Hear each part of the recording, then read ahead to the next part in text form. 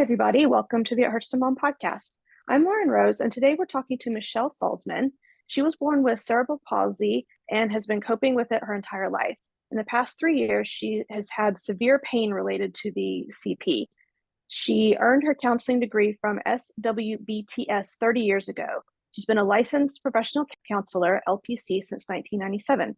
For the past 5 years, she's counseled via telehealth with Hope Connects Counseling Center. She counsels on a variety of topics. One area is chronic pain and illness. She's trained in EMDR therapy and in the middle of training for pain reprocessing therapy.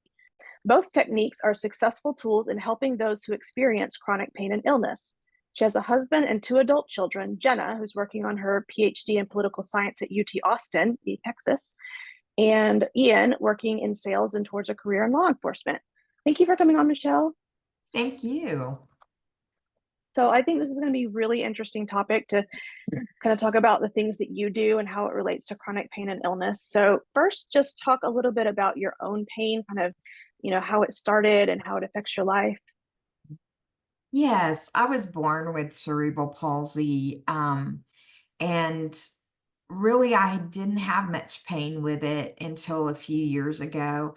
Mostly what I had were limitations, balance, not good balance, a hard time with coordination. A lot of people never knew that I had it. It was mild enough that I just seemed to walk with a little bit of a limp.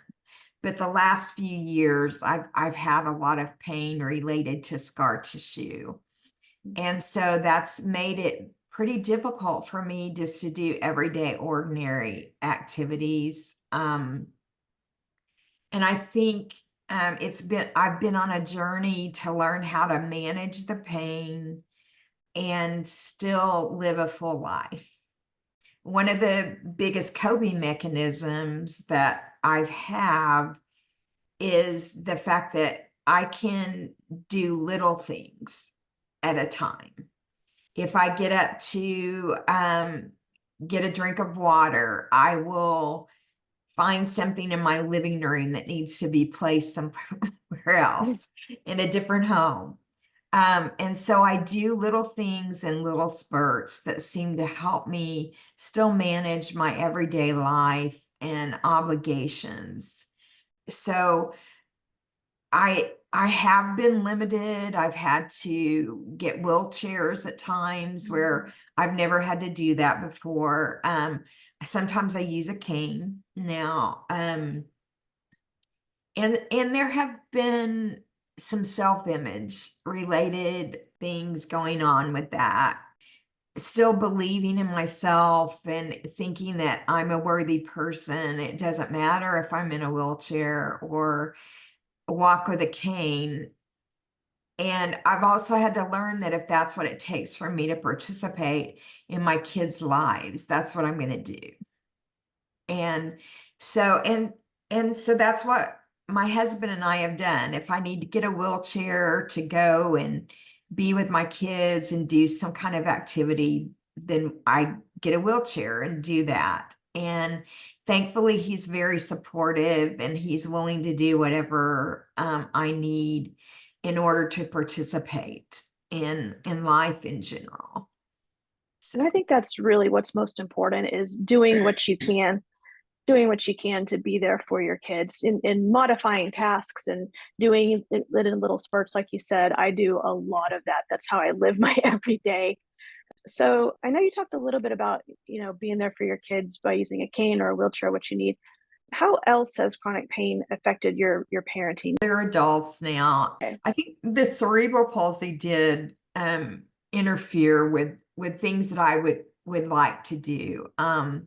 Not being able necessarily to participate in certain physical activities because I don't have the balance or coordination to do that.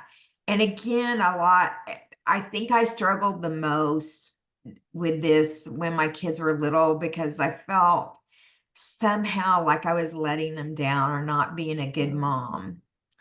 And I had to learn to redefine what a good mom is. And that a good mom isn't somebody who always has dinner on the table, homemade. She may have dinner on the table, but but it may come from a restaurant, and that's okay. A good mom isn't necessarily somebody who can go out and toss the ball with their kid, but I can be inside and I can roll the ball or toss the ball safely in my home. So again, it was learning different ways to participate that were within the realm of what my capabilities were. But I have to be honest with you and your listeners, there I still have some false guilt that I am working through with my own therapist at this point. And so it's not easy, but I think in our society, moms are supposed to be these superhuman women that never succumb to pain, never succumb to sickness, or if we do, we just plow through it like it's no big deal. And that is really a lie. And it's something that many, many women believe, whether they have chronic pain or not. One thing that I heard that was so lovely a long time ago was somebody said to me, I'm learning to integrate this disability, this sickness into my life and into our family life. And that's kind of the key to finding contentment in a sweet spot so that you can move on. Yeah, that mom guilt is no joke sometimes. And I know every Yes. mom pretty much has mom guilt, but it just is exacerbated when we've got pain or we've got illness or, different health issues. It's just we don't feel as good as those other moms that are able to Right. volunteer at their school and take their kid to the zoo. And I Mhm. know I've certainly struggled with that. I've had Mhm. chronic pain my daughter's whole life, of some kind. She's 11 now, and it's really, it just really sucks. I don't know how else to put it. Right. Um, so you're also a licensed professional counselor supervisor. How does pain Mhm. affect your career and your ability to work? Right. Well, thankfully, I'm working from home now. And before COVID started, I had begun to see people online. And I just worked for an agency, one of the agencies that's out there, like Talkspace and BetterHelp. Worked for one of those for several months just to see if I liked it. And I really took to it well. And I felt like that it was not only a good thing just for my disability, but also a way that I could give back and use my degree. Prior to that, I had mostly been teaching part-time on the college or master's level. And training, my favorite thing is to work with students who are training to be counselors. And so, but I've kind of had to give that up over the last year. I'm working on my PhD, and I don't have the bandwidth physically and emotionally to work on the PhD. So teaching is something, though I love it so much, I've had to say, okay, it's time to put it aside for a while and let me focus on completing this goal and on working with my clients and my family. I've gone through numerous chairs that I sit in because of some are better for my pain than others. The one that I have right now, I love it. I got it at Office Depot. It's called the Shaquille O'Neal chair, and it's heavily padded and it fits me well. And so that's one way that I cope. And then, of course, by getting regular chiropractic and massage therapy care. And then I will be integrating shockwave therapy to break up the scar tissue that seems to be causing the pain. Yeah, that's interesting. I love that you can work from home. I think COVID has done that for a lot of people, whether Mhm. they quote unquote need it or not. But I'm glad that that's definitely a modification that you've been able to make to your Yes. job. Mhm.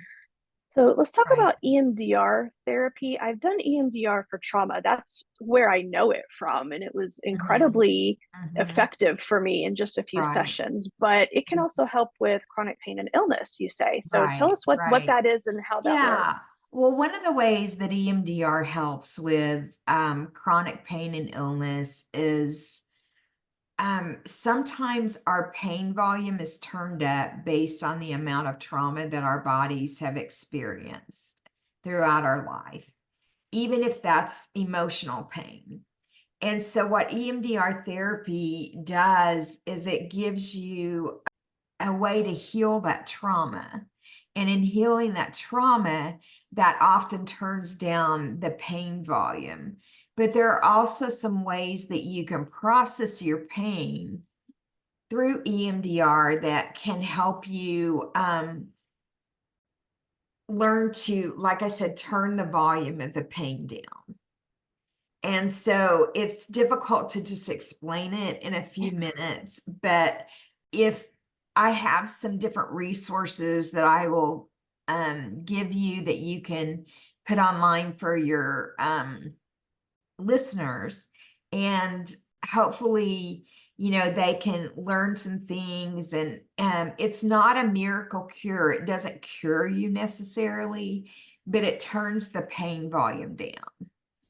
And sometimes if you go from a pain volume of 5 down to a pain volume of 2, there's so much more that you can do and you can enjoy than you could if you were still working with a pain volume of 5. Oh yeah, even just a couple of notches, even from like an 8 to a 6 is, I mean, life changing. Yes. Yes. I agree. And before we hit record, you were kind of explaining to me that the whole premise behind EMDR is because our brains are neuroplastic, Mhm. right? Right. Right. And neuroplastic means changeable. And so EMDR therapy is one way that we can change our brains to react differently to our past traumas or our current circumstances. And so if you find a good EMDR therapist, I highly recommend that, you talk with them and let them help you set realistic goals. Like I said, it's not a miracle cure, but it's something that can definitely change the way you're thinking. I know some of your listeners are believers, and I think about that scripture that says, be transformed by the renewing of your mind. Take all thoughts captive to the obedience of Christ. And in a lot of ways, that's what EMDR does, is it changes the way you think so that you can live more fully the way Christ intended. And I think that's crucial, is changing the way that we think. Because I remember when I first just became really depressed and I was grieving the loss of my health and the addition of my body pain. I Yes. was really focused on all the things that I couldn't do and how I'd lost my job and my career and my work friends, and I couldn't do these things with my daughter, and I couldn't walk without pain. But then I ended up reading a book called "It's Not Supposed to Be This Way" by Lisa Turkhurst. We were going through it Mhm. at my church, and it's for anybody whose life isn't going how they had planned, which was, Right. completely my case. And one thing that I learned was just that I could change the way I was thinking about my situation. So I really started practicing gratitude and started focusing on the things I still did have and the things that I could do. And Mhm. that over time, that started changing my mindset to where now I still wake up in pain every day, but most days I'm not completely miserable. And I had 2 years of being completely miserable and depressed about Right. it. So I Mhm. think changing our brains and our mindset is very important if we want to live life to the fullest and be the kind of, the best person that we want to be in this world. Right. I totally agree. And that's one of the things that I work with some of my folks on who have chronic illness or pain, sometimes both, is what can you do? What is going right? let's focus on those things. Let's make them the center of your attention. Let's make them something that fills your bucket. The pain tends to drain you, but if Mhm. you can also be filling your bucket at the same time with things that cause you to flourish, then you're much better off than somebody that's just operating on an empty bucket. Yeah, that's very true. We've got to find little joys in life. I was talking to a lady who loves to blow bubbles with bubble gum, and that brings her intense joy. And so she Right. makes a point to always have bubble gum around so that she can find Good that for joy. her. And Yeah. I just love that. She's like, I don't care that it makes me feel like a child. I mean, who's happier besides, young children, just finding Right. all the little joys in life. So I thought Right. that was really cool. Yeah, I think so too. And my goal this year is to find whimsy in things and to search that out and to find beauty. And so I've been doing silly things. For instance, I ordered a little miniature Easter Island head from Amazon, and I went on Etsy and I found a place that makes plaques, and they'll put whatever you want on it. But the Easter Island head is a planter. So I filled it with bubble gum, and my plaque says, "Dum Dum, you give me gum gum," from the Night at the Museum movie. But those are the kinds of things that I've been working on just to find fun and whimsy in my life on an everyday basis. And so sometimes those are the key things. And it could be so many different things. It doesn't have to be humor. It can be whatever, like you said, this lady, it just brings her joy to blow bubbles. Blow bubbles as much as possible if that's the case. Yeah, I agree. It's sometimes the little things in life and not necessarily the big things that are just really important. And when you've Yes. got chronic pain, focusing on a lot of those little things, whether Mhm. it's gratitude, whether it's joy, whether it's focused on the things that you can do, I think Mhm. is just absolutely crucial to feeling happy.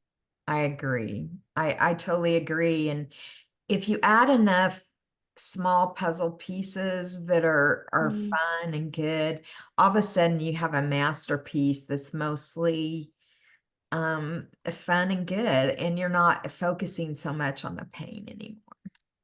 Yeah, which is hard to do, but it just takes commitment Yes. and consistency. And I'm not making light. Pain is real. It is.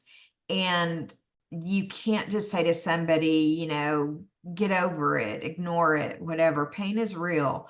And it's debilitating at times. These are some coping mechanisms to help with the debilitation. And I do also encourage my clients to search out new treatments, and don't go overboard, and make sure that it's a treatment that's been FDA approved, that there's medical evidence, strong medical evidence behind it. But keep searching for what's going to work for you. Be your own medical advocate and search what's available. I think that's important. Is there anything else about EMDR that you would like me to touch on that maybe I haven't? I don't think so. Okay.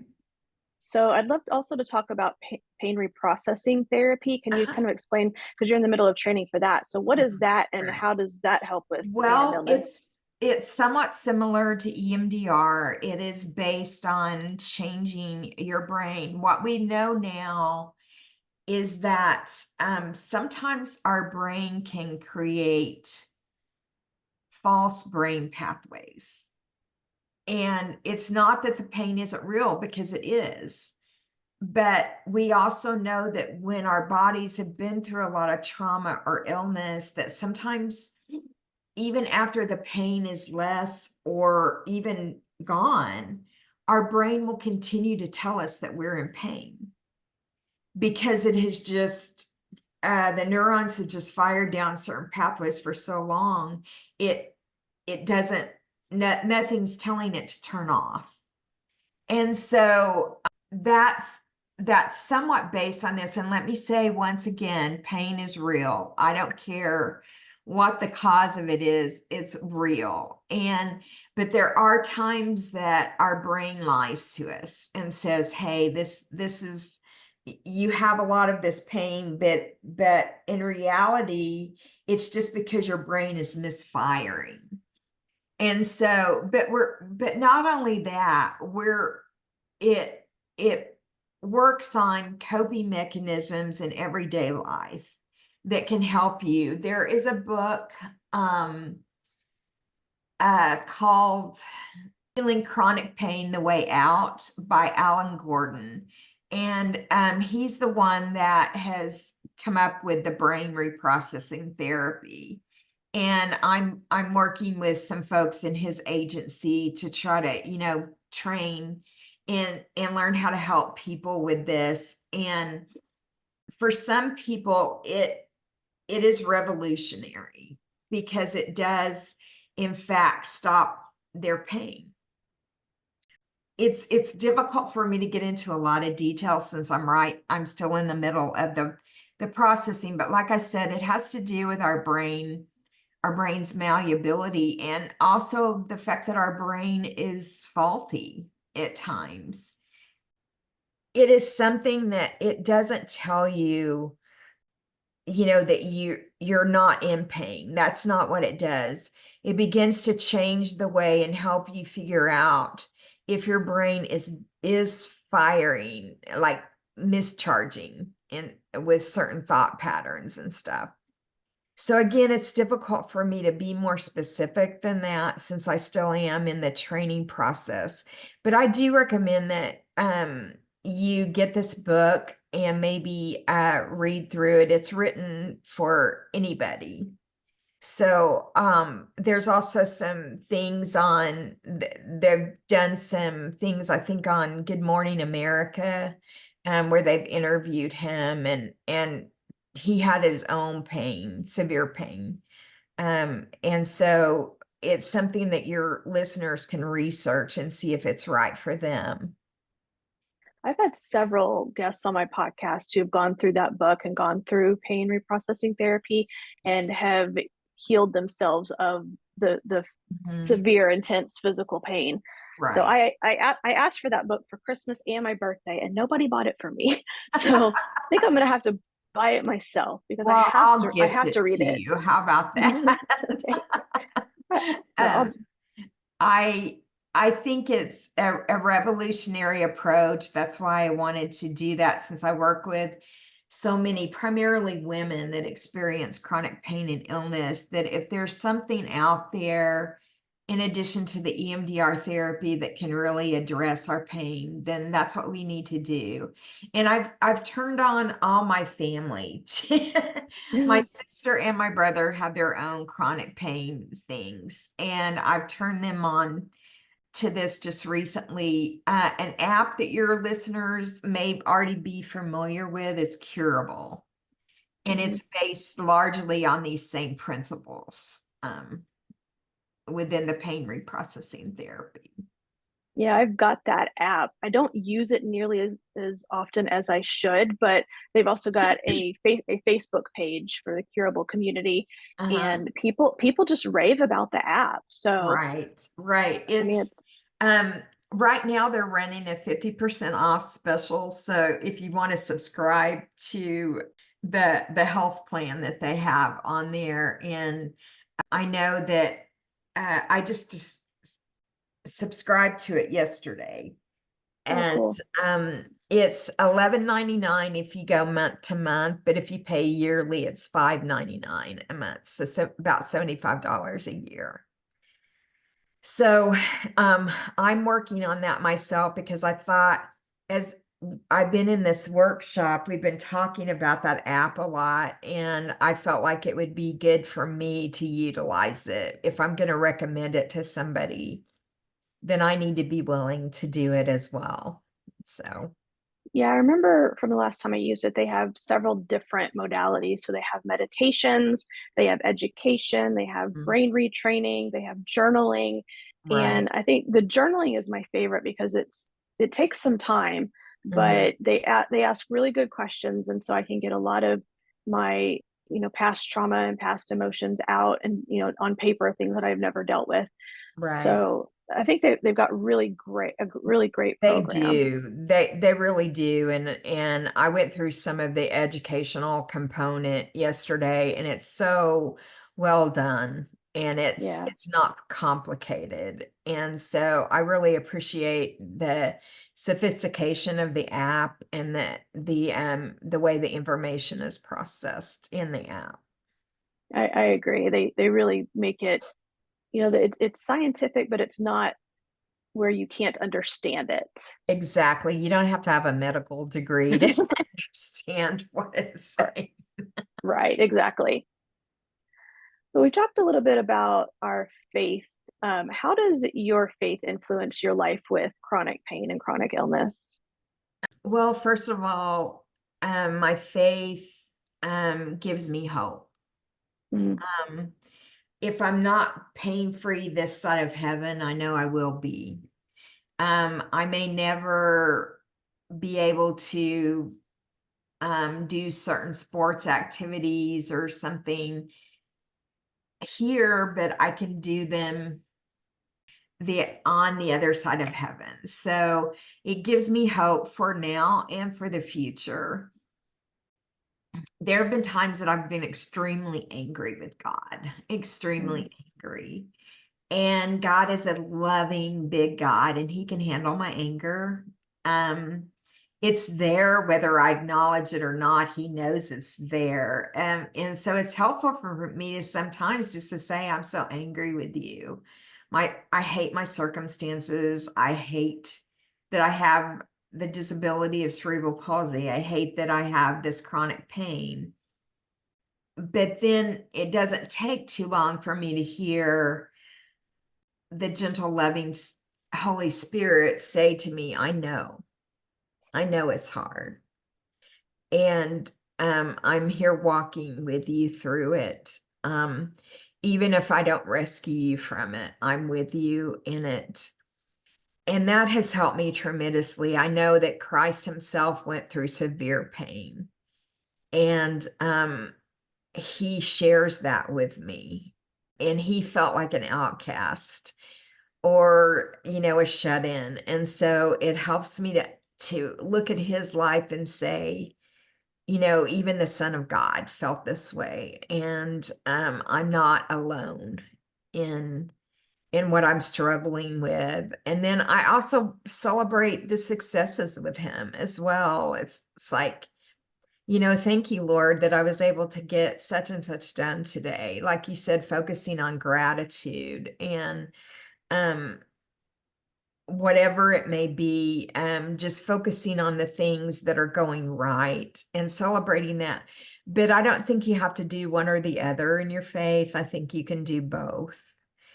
mm. And sometimes in our churches, we're not really good about that. It's like we don't want to hear people say that they're still hurting. And there are people that will shame you for that or make you feel like you're not a good Christian. But that's really their problem. They obviously haven't experienced the grace that Christ offers, if that's the way they feel. And that's tragic, actually. Mm. And so I think those are some of the things that have helped me. I find the word very comforting, whether it's with chronic pain or something else.